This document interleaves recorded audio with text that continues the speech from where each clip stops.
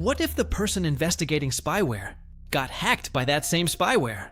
Yeah, that sounds like a Netflix cyber thriller, but this is real life. And while governments are being questioned over surveillance tools, Europe is also trying to build its own AI future with a company called Mistral AI. So today, we have two big tech stories, one about digital spying and one about the AI race heating up. Let's get into it. A former European politician named Stelios Kouloglou was reportedly hacked with Pegasus spyware. Now, here's the wild part. He was serving on a European Parliament committee that was investigating the abuse of spyware.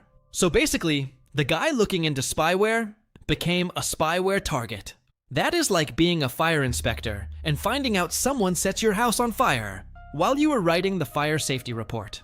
According to researchers at Citizen Lab, Kouloglou's phone was hacked in 2022 and again in 2023. The attack used a zero-click exploit, which means he did not have to click a link, download a file, or fall for a fake message. The spyware could break into the phone silently. And once spyware like Pegasus gets into a device, it can potentially access messages, location data, photos, and private communications. That is not just hacking. That is digital surveillance at the deepest level. The timing is what makes this even more suspicious.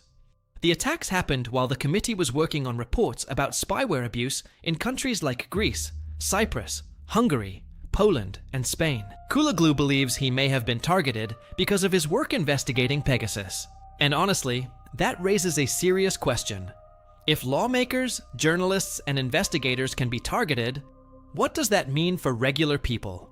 Because most of us are not walking around thinking, let me update my phone before a military-grade spyware tool attacks me.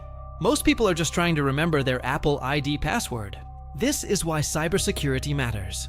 Keeping your phone updated is not just some annoying notification you swipe away.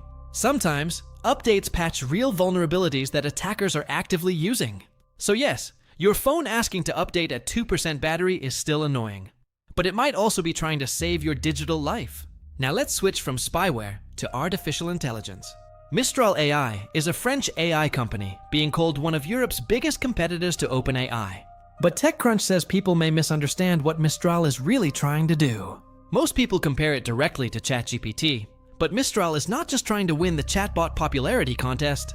Instead, it appears to be focusing heavily on governments, large companies, custom AI systems, and what people call sovereign AI. Sovereign AI basically means countries and organizations want powerful AI without depending completely on US tech giants.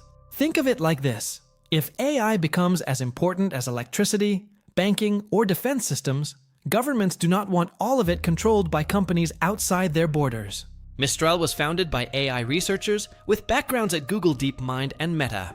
The company builds large language models, multimodal models, reasoning models, audio tools, OCR tools, and smaller models designed for edge devices like phones.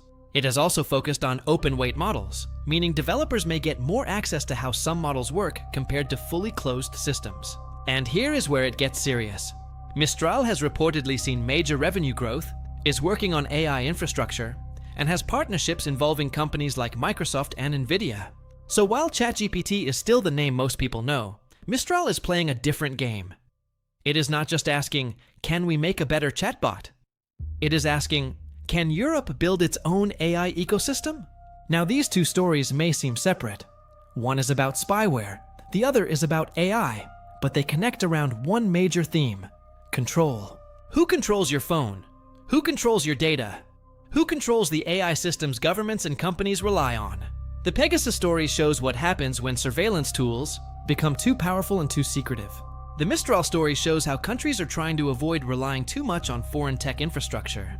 In the future, cybersecurity and AI will not be separate topics.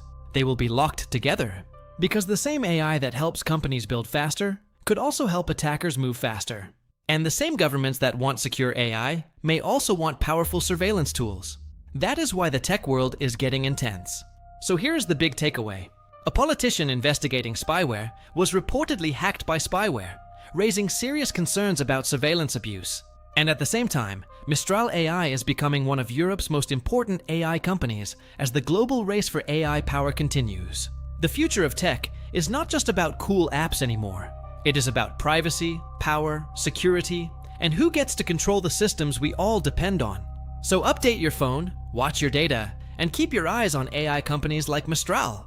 Because the next big tech war may not be fought with tanks, it may be fought with code. If you want more AI, cybersecurity, and tech news explained without the boring stuff, subscribe, and stay locked in. I'll catch you in the next one.